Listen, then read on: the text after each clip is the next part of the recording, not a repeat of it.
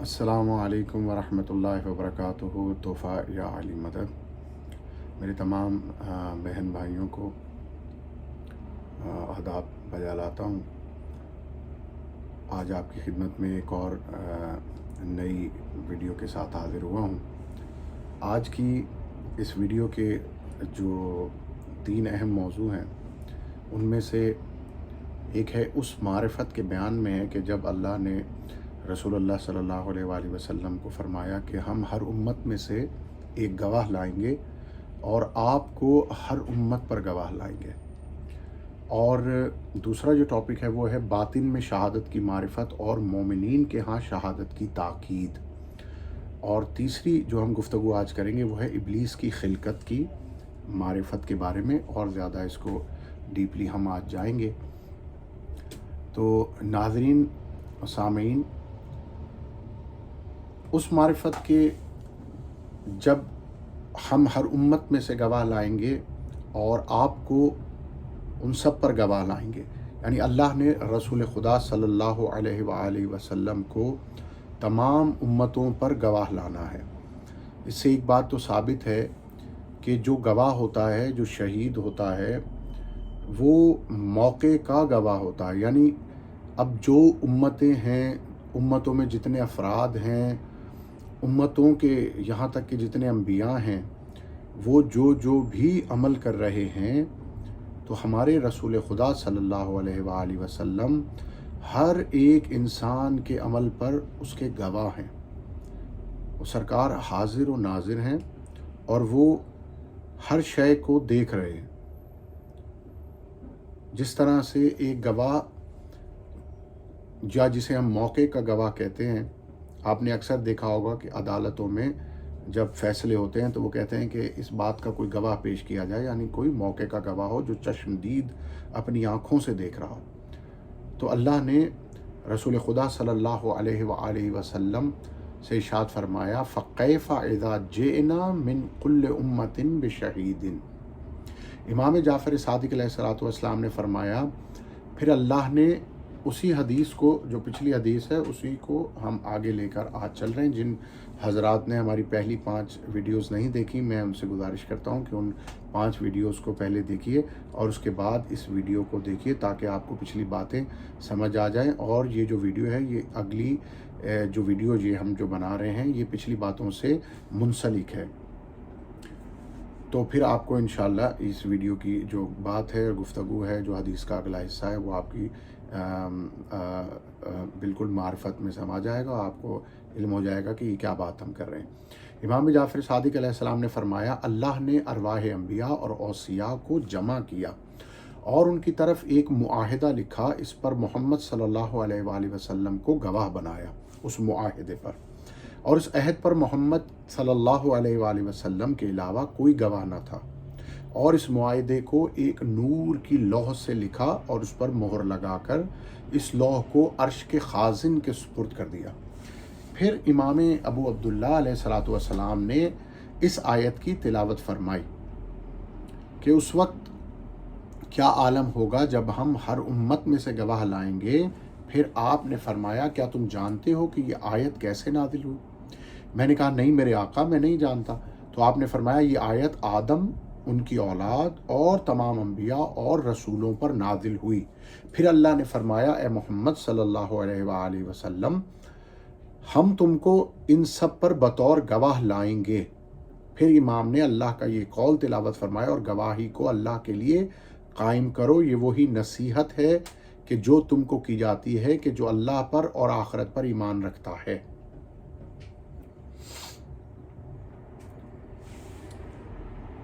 मैंने कहा, है मेरे मौला, अहले कूफा तो इस आयत को इसके बरखिलाफ़ पढ़ते हैं और वो ये गुमान करते हैं कि ये आयत औरतों और तलाक़ के बारे में नाजिल हुई, और इस आयत में गवाही तलाक़ की गवाही के बारे में है। ये सुनकर आपने फरमाया, इनकी हलाकत हो, उन्होंने आयत के साथ जहल किया, क्योंकि उन्होंने इसे इसके ठिकाने पर नहीं रखा कि जहाँ अल्लाह ने इसे रखा है, और मर्दों और औरतों को तरजीह दी। उन्होंने कुफ्र किया और नाफरमानी की। क्या अल्लाह ने ये नहीं फरमाया کہ اور گواہی اللہ کے لیے قائم کرو۔ میں نے کہا میرے مولا عورتوں اور طلاق کے بارے میں کون سی آیت نازل ہوئی؟ آپ نے فرمایا وہ یہ آیت ہے، یہ اللہ کے نزدیک زیادہ عدل والی ہے، اور شہادت پر ڈٹ جاؤ۔ اور اللہ نے فرمایا اس سے بڑا ظالم کون ہوگا کہ جس نے اس کے ہاں گواہی کو چھپایا، اور اللہ کا یہ بھی قول ہے جو اسے چھپائے گا تو وہ گناہ گار ہے، اور جو تم عمل کرتے ہو اللہ اسے جاننے والا ہے۔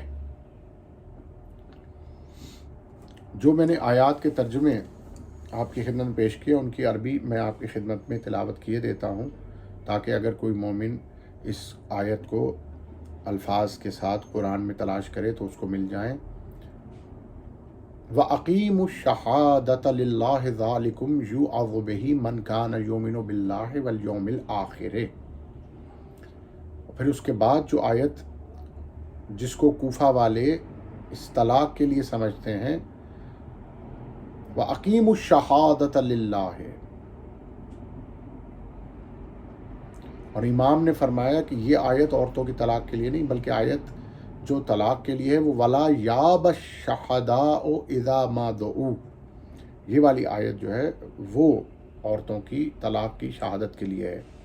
اور پھر فرمایا ذَلِكُمْ أَقْسَطُ عِندَ اللَّهِ وَأَقْوَمُ لِلشَّهَادَةِ، اور پھر اس کے بعد اگلی آیت میں فرمایا وَمَنْ أَظْلَمُ مِمَّنْ كَتَمَ شَهَادَةً عِندَهُ، اور پھر فرمایا اللہ کا ایک اور قول وَمَنْ يَكْتُمْهَا فَإِنَّهُ عَاصِمٌ قَلْبُهُ وَاللَّهُ بِمَا تَعْمَلُونَ عَلِيمٌ۔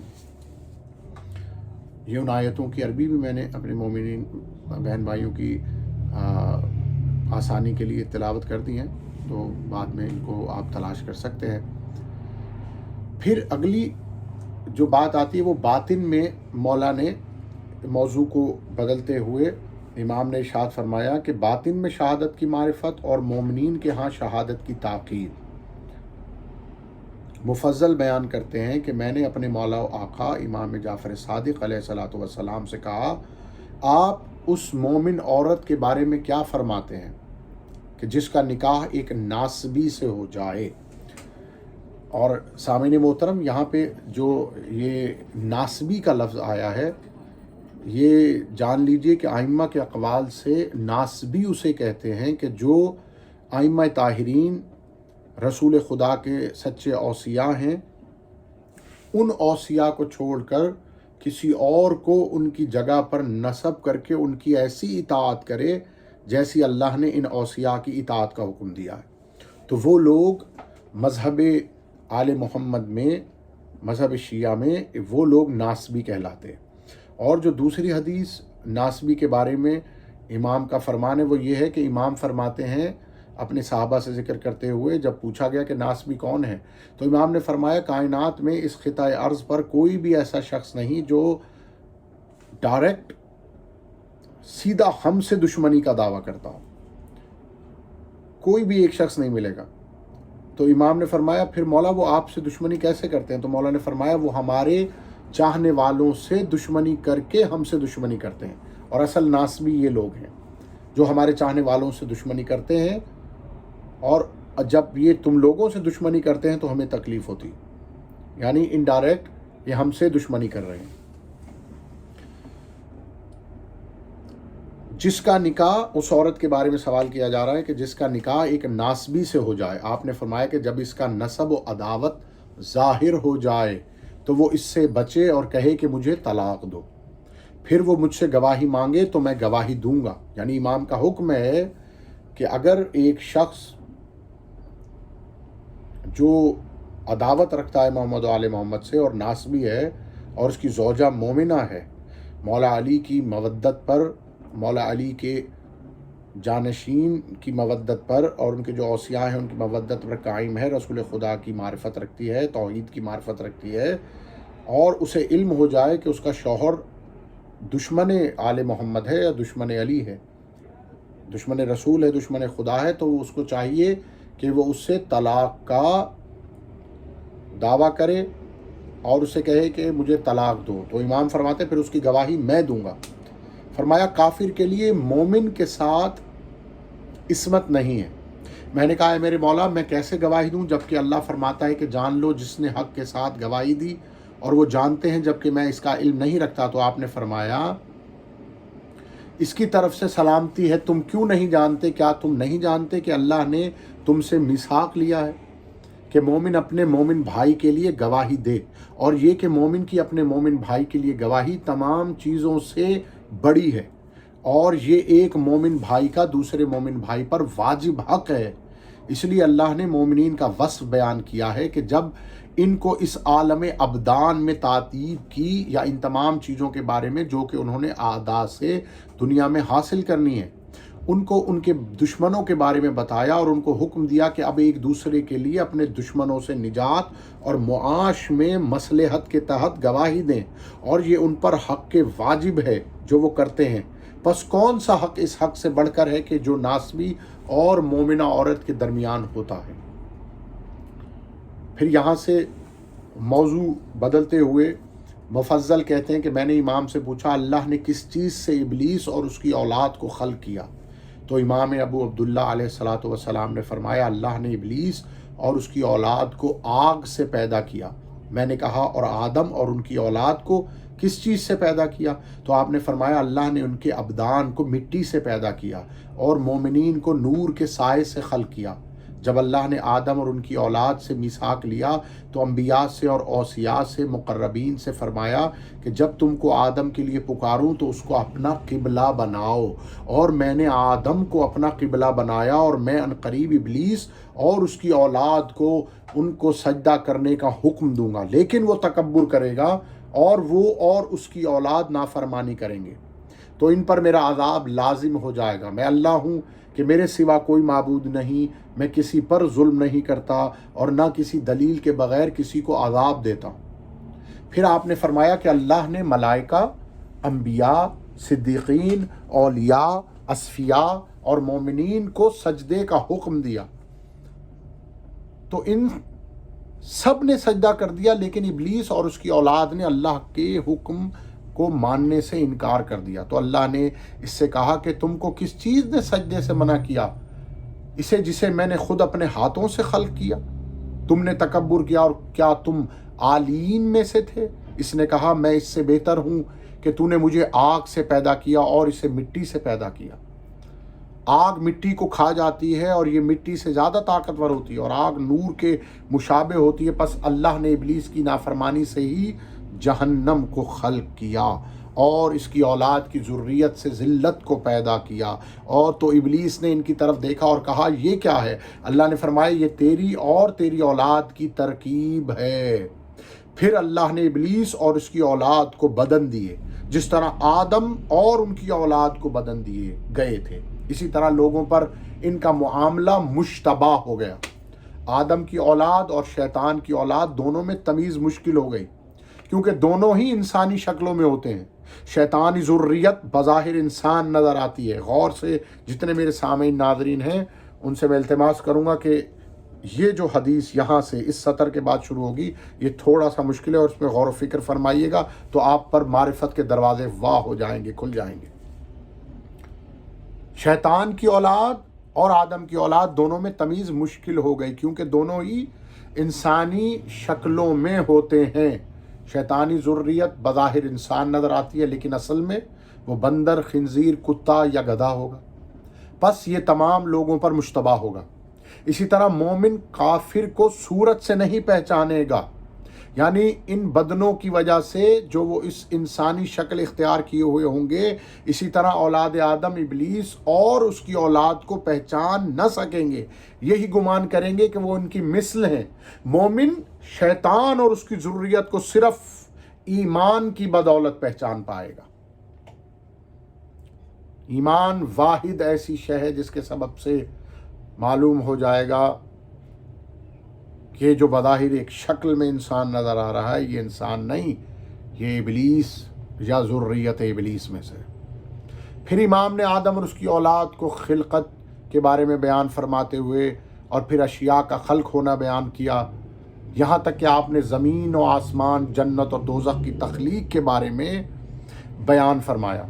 ملائکہ نے آدم کو سجدہ کیا، ابلیس نے انکار کیا تو اس کو بتا دیا گیا کہ وہ اور اس کی اولاد مسخ شدہ ہوں گے، اور جب آدم نے جنت سے رزق پایا تو ان پر اور ان کی اولاد پر مزید حسد کیا گیا، اور ابلیس اور اس کی اولاد نے یہ طے کر لیا کہ اب مومنین کی دشمنی میں ہر حد سے گزر جائیں گے، اور ابلیس نے ہر اس چیز کو سجدہ کیا جس کو اللہ نے حرام کیا۔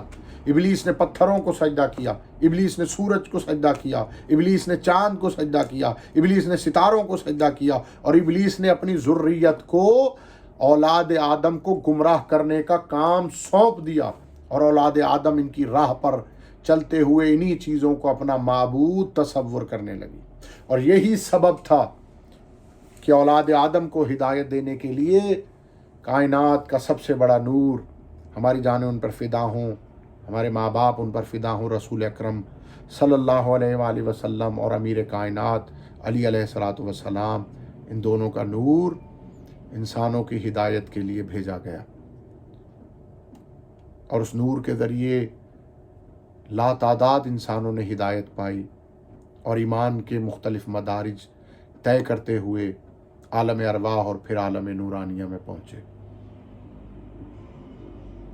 آج کی اس ویڈیو کو یہیں پر اختتام کرتے ہیں، اور اپنے تمام سننے والوں اور دیکھنے والوں کی خدمت میں التماس کرتے ہیں کہ ہماری ویڈیوز کو اسی طرح لائک کرتے رہیے اور سبسکرائب کرتے رہیے، اور بیل آئیکن کو دبانا نہ بھولیے، تاکہ جو بھی ویڈیو نئی احادیث پر میں بناؤں وہ آپ کو فوراً مل جائیں، اور اس سے آپ استفادہ اٹھائیے، اور جب استفادہ اٹھائیے تو اس ناچیز کے لیے، اپنے اس خادم کے لیے دعا فرما دیجیے گا۔